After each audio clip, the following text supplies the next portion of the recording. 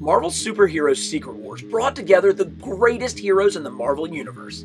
Yeah, that's cool and all, but let's bring on the bad guys.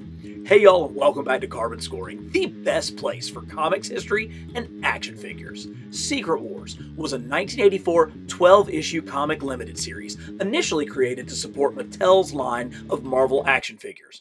But writer Jim Shooter said, nah, I'm gonna write an epic for the ages. The premise was simple enough. A bunch of good guys and a bunch of bad guys were transported across the universe by a mysterious, all-powerful Beyonder, who promises the victors their every desire. But instead of being just good guys versus bad guys, it turned into bad guys versus bad guys. X-Men versus good guys and versus bad guys, everybody versus Galactus, and finally, Doom versus the Beyonder. So let's start with Dr. Doom. Doom saw through the Beyonder's game immediately and sought to use every opportunity to his personal advantage. Right off the bat, he tried to follow Galactus' initial attempt to attack the Beyonder, and he continued to manipulate his allies for his own purposes. We will come back to Doom later in the video because, as you will see, he is the linchpin of the entire story. The very first Marvel Legends Dr. Doom we got came from Toy Biz, and it is a winner in every way. You can see it really captures that 1960s early Jack Kirby stylings, and they did such a great job of hiding the articulation using the armor pieces, but it still gave us all of the articulation that you came to expect with the Toy Biz Marvel Legend. Plus, it's all the little details that really make the difference. He has his pistol that comes out of his holster. He's got his jetpacks on the back. And of course, because this is a Toy Biz Legend, he's got a removable faceplate. And when you turn it around, you see the hidden, horrifying, scarred face of Victor Von Doom. Now, this is by far the most grotesque Doom sculpted face that we've gotten in any Doom figure. And it's just really absolutely fantastic. Now, when Hasbro took over the line, they came out with a Doom fairly quickly themselves. And you can see this is limited by some of that early Hasbro lack of detail in the sculpt and really lack of paint wash. You can see just kind of how flat this figure was. Now, it also comes with a removable mask, but not nearly the level of detail on that scarred head. Hasbro has certainly topped it since then. They've given us their modern Dr. Doom, which is a really great modern version, but then they used essentially the same sculpt to give us this one, which I think is the one that best represents the Secret Wars. Now, it's a little bit of a color variation from the modern version, and of course, I took off his silly dolly that I guess was in his very first appearances, but this Doom from Hasbro that came on the retro card back certainly represents the Dr. Doom that we see at the beginning of Secret Wars. Next, let's take a look at Ultron. Ultron is an overpowered synthoid capable of taking on the combined forces of the Allied heroes alone. So writer Jim Shooter had him immediately neutralized in the opening panels by being snuffed out by Galactus. He would be reanimated by Doom and programmed to be his personal bodyguard. Ultron eventually met his fate at the hands of the Human Torch, who used his Nova Flame to melt Ultron's insides, leaving a shield-protected cap in his wake. I always thought that was such a cool panel. I do not know why it is so freaking hard to make a classic Ultron figure, but it took 20 years for us to actually get one. These two Ultrons both are Toy Biz figures that predate Marvel Legends. I think this one came in the Avengers cartoon line, and it used to light up, which was actually pretty cool. You saw the red lights there. This one I know came from 1998 in the Vault line, and I just have no idea what they're doing. He's such a simple character, but these don't even screw it up the worst. Toy Biz's first Ultron in the Marvel Legends line was this, that came in the Legendary Rider series, and your guess is as good as mine what this thing is supposed to be. I mean, it's just some giant abomination of robot stuff, but Toy Biz took it another step because, actually, I'm going to take that back. The next one belongs to Hasbro. This one was in the Ironmonger series. So this came out around 2013, and we're getting closer. I mean, we at least have a fairly classic Ultron head, but what's up with these shoulder pads and these giant boots down here? It took all the way until we got to the Ursa Major Build-A-Figure series for us to get a truly classic-looking Ultron. Now, this one I think is a little bit more modern with the head sculpt, a little bit more like the George Perez run from the early 2000s, but certainly this qualifies as a classic Ultron, but it's been topped because in the Cassie Lang Build-A-Figure series, we got this Ultron, which I really think most resembles the look of Mike Zeck's art from Secret Wars. He's got a little bit of kind of the Kirby Crackle design going on in his mouth. The head, the robot mask is a little bit more simplified. It's the same body as the previous one, but it's a little bit dulled down as far as the silver goes. This is the one that I think probably is the best representation of 1980s Ultron. We've already mentioned him twice. Let's address the elephant in the room, Galactus.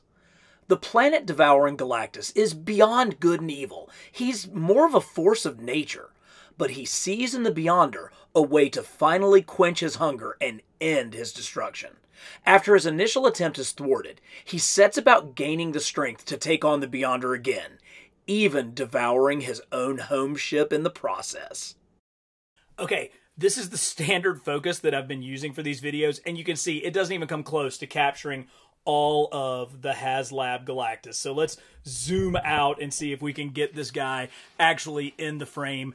I think Galactus is 32 inches. I mean, he is just absolutely mammoth. And I love what the HasLab team was able to do with this figure. I like the light ups. I like the colors. I think he's a fairly classic Galactus, but he does have a little bit more kind of going on with his sculpt. But, I mean, the articulation, each of these fingers being articulated, I mean, this is truly a magical special piece. But he's so big that it's almost impossible to use him in any kind of display. That's why I still prefer my original Build-A-Figure, the first Toy Biz Galactus. Now, this one is a little bit simpler. You can see the design is a little simpler than our current HasLab one, but there's something so 80s about this one. I'm really lucky I actually have a couple of these. One of these is still set up in my Fantastic Four display, but this really captures the look of the artwork of Mike Zeck from Secret Wars, and it scales in a way with the 6-inch figures that actually makes sense from the comics. So for me, I'm going to have to stick with good old Build-A-Figure Galactus as my Secret Wars one. Another villain who seems remarkably out of place is Kang. I wonder if he was included by the request of Mattel, as he was in the toy line, which is pretty hilarious since he is considered one of the biggest peg warmers of all times, still seen on store shelves 10 years after the line's demise. As an inside joke to myself, I have a sealed Kang on my wall of figures, a nod to the greatest peg warmer of them all. Oh, and Doom had Ultron evaporate Kang in like the 5th issue. Oh, Kang, man, you can't seem to catch a break. Not only were you one of the biggest and worst peg warmers of the 80s, when your first Marvel Legends figure came out, it was kind of a total mess. This was right at the very beginning of Hasbro's time, but I think that this looks like a figure that was probably sculpted by Toy Biz. It has those weird ball hips, and then this crazy tapering waist with this really, really odd articulation. Plus, he has kind of the classic Toy Biz jointed hands, which is neat and all, but it just doesn't really help to serve the sculpt. Plus, he was mammothly undersized, and you know, it was cool, and this one stood in my collection for probably 10 years, but thankfully, with the Joe Fixit Build-A-Figure wave, we got a Kang that we truly deserve. Now, this is much better. Look at how the proportions are so much better. He still has that crazy V shape to his blouse-like top, but it comes together into a more appropriate waist. The head is actually in proportion with the rest of the body. And that face sculpt is so good. That paint is just so tight on there. And I love these boots going all the way down. You know, it's that classic 60s green and purple, which I think was like two of the colors that printed well back at the time. So this is very much a Jack Kirby looking figure if I've ever seen one. And while Kang didn't play that big of a part in Secret Wars, certainly he plays a much bigger part on our toy shelves. Now we get into some of the muscle on the villain side, beginning with Absorbing Man. Carl Crusher Creel's most memorable moment came when he absorbed the properties of the alien planet, becoming a living rock, and Wolverine sliced his arm right off. Knowing he couldn't survive in rock state, he rolled the dice and held his arm in place and transformed back to human form. Got pretty lucky that worked. If we're going to give Hasbro a hard time about certain sculpts and figures, then we got to give them credit where credit's due when they do something right. And they have definitely improved upon their Absorbing Man figure. So this is their very first attempt at Absorbing Man, and he came out in the Fing Fang Foom line back in 2008. Now, there's some cool stuff here. I really like the brick of this leg, but the figure does suffer from a lot of those early Hasbro problems of lack of paint wash and just not enough detailing in the sculpt. But all of that was solved with 2016's Build-A-Figure. Yes, now you're talking about a much more massive, much more imposing Absorbing Man. His ball and chain are just absolutely huge. He came with one regular arm, and then this arm, he's clearly absorbing like the metal, the iron of the ball and chain, but that's not all. He also came with a stone arm that you could put on, or a wooden arm. So you can really kind of take this figure into a number of different directions. Plus, and this is all for the same Build-A-Figure, we got a second head sculpt where he's like partially absorbed. I would say that that's more of the metal for that one. So all of these different parts came with the 2016 Build-A-Figure Absorbing Man. Just a really great upgrade over what we had gotten previously. Wrecker and his wrecking crew continue to fill out the bad guy ranks. The wrecking crew were instrumental in beating She-Hulk to within an inch of her life. Let's just say that didn't sit well with the rest of the Avengers. The Wrecker and his wrecking crew are some figures that we truly need to see re-released in Marvel Legends, because these things are almost impossible to find these days.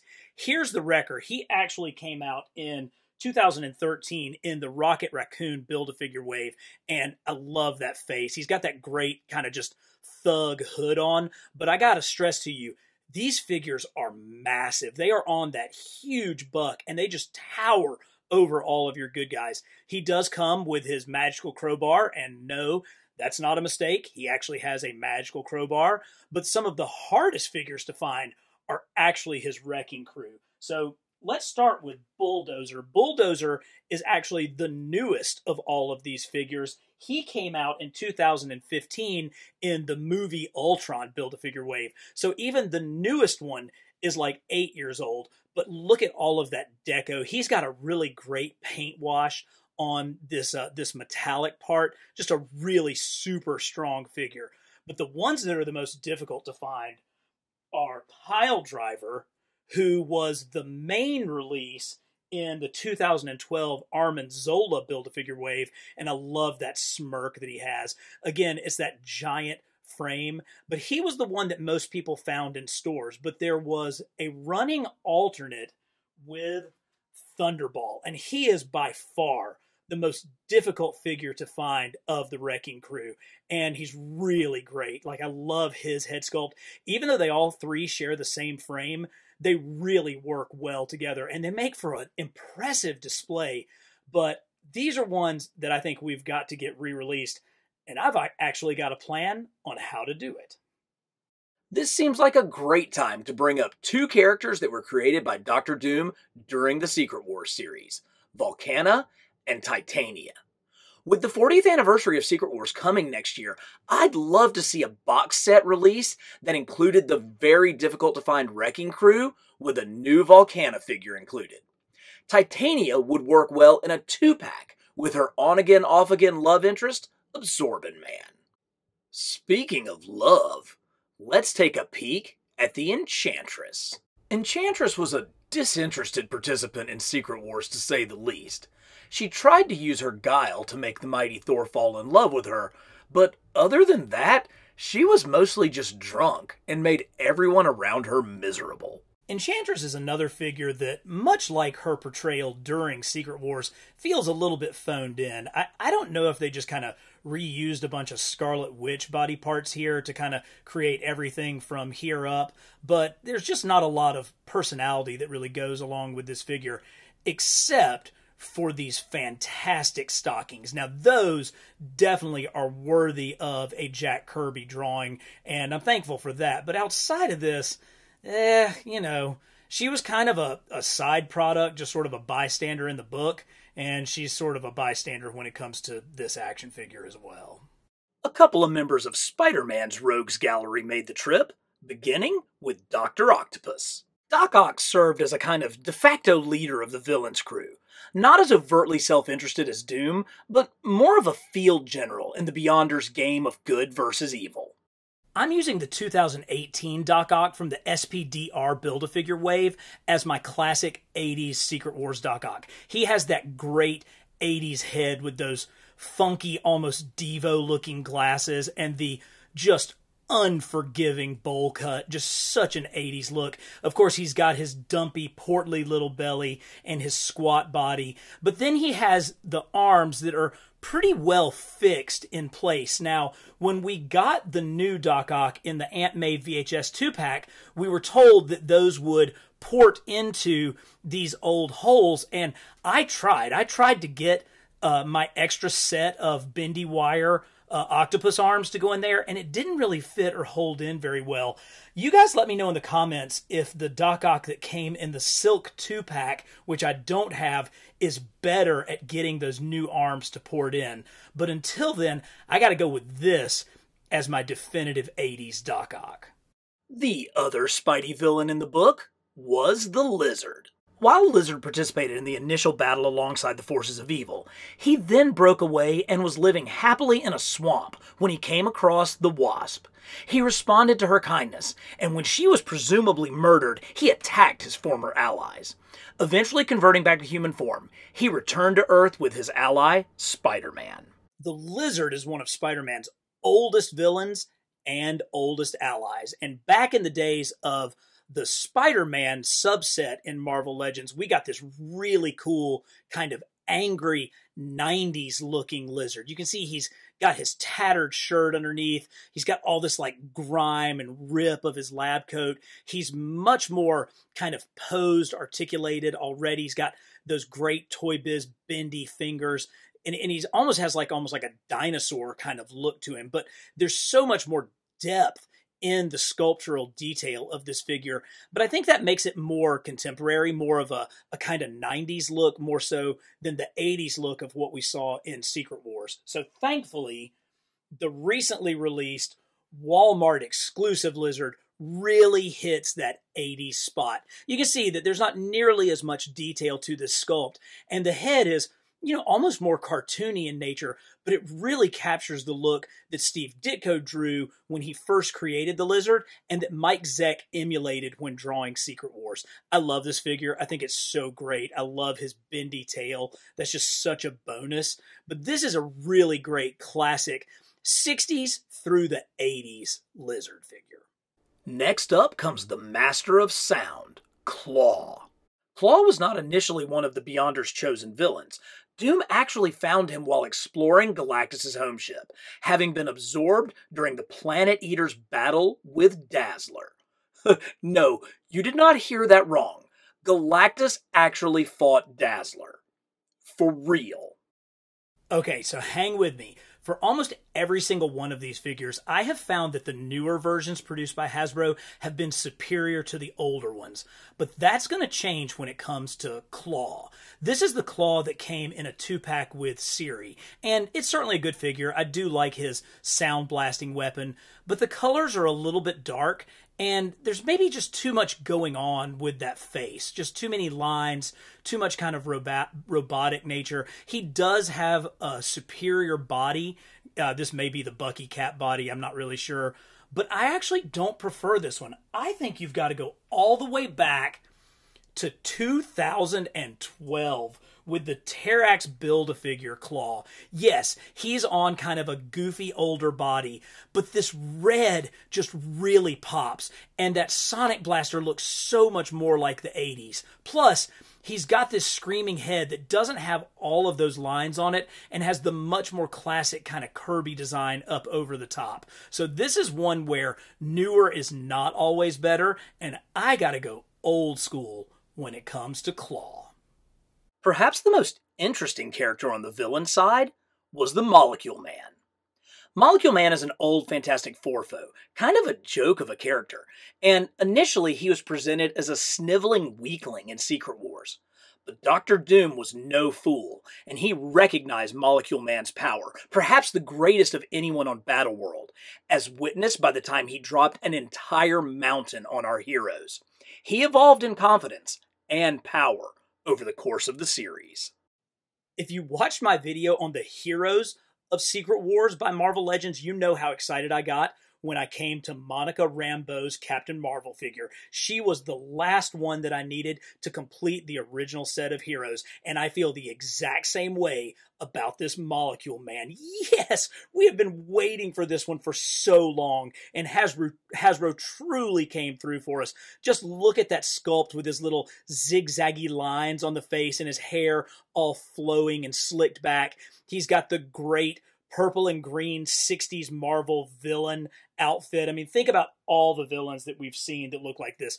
Kang, Green Goblin. I mean, it was just the classic color scheme for villains back in the day. This is one that I have waited on for 20 plus years, and I'm so glad that when they finally came through, they truly crushed it. But as I said earlier, this story truly revolves around Dr. Doom. As Galactus absorbed the energy bound in his home ship, Doom used sliced aspects of Claw as lenses to focus the power to himself. Having absorbed the virtually unlimited energy, he fashioned a new armor and prepared to attack the Beyonder. Their battle was epic in scale, and just as it appeared Doom would fall, he rose, triumphant and omnipotent. Initially presenting himself as a benevolent god, he soon turned, and in a blast of flame destroyed the allied forces of the heroes and X-Men. But our heroes refused to accept defeat, and Doom was eventually betrayed by Claw, who was shepherding the spirit of the Beyonder, allowing him to reclaim his power. So here we have it, the original Mattel Secret Wars Dr. Doom figure. So the story goes that Mattel didn't like the design of Dr. Doom and wanted something more high-tech and futuristic for their toy line. And so this is what they came up with this kind of crazy armor. He's got the, Jim Lee and Rob Liefeld would be proud of the leg pouches that are going on there. And of course, each of the Secret Wars figures came with these lenticular shields. The bad guys had square ones and the good guys had round ones. But this is it. This is the one that, kind of dictated everything. It kind of set the body type for the entire line. So Jim Shooter, in the comic, came up with a way to get Doom into his new costume. And so when he takes on the powers of the Beyonder, he then redoes his costume and creates one that mimics the one that we saw in the Secret Wars toy line. And I think that this is a pretty great representation of that. You've got the thigh pouches, you have the high-tech wizardry stuff going on, and of course you've got the hooded mask. So that remnant of Doom's original design with the hood stays. But this figure also, if you pop the head off, came with an extra hood and the reformed face of Doom. So when Doom became an all-powerful, godlike creature, one of his first acts was to reconfigure and reshape his face. So we've seen the horrifically scarred versions of Doom, and now we get one with his handsome mug all over it. But that's not really the thing that I'm the most impressed about this figure. This figure has major retro vibes in another way. If we bring back the Secret Wars figure, what you will notice is it basically shares the arms and legs with the Iron Man. So they did this a lot in this line. They reused the parts, but these are the exact same arms and legs on Iron Man and Doctor Doom. And guess what? The Doom from Secret Wars, yep, there they are. He's got Iron Man's arms and legs too. So in every possible way, this was an homage to the original Secret Wars Doctor Doom figure, but one that they managed to capture and create an even better version of with Marvel Legends. If the intersection of comics history and action figures is your thing, you are in the right place. We are bringing you a new video every week, and in the description you can find out about channel memberships, sweet merch, and the new Etsy store where you can get digital prints of these awesome cover recreations. So hit like, ring the notification bell, and as always, subscribe to Carbon Scoring.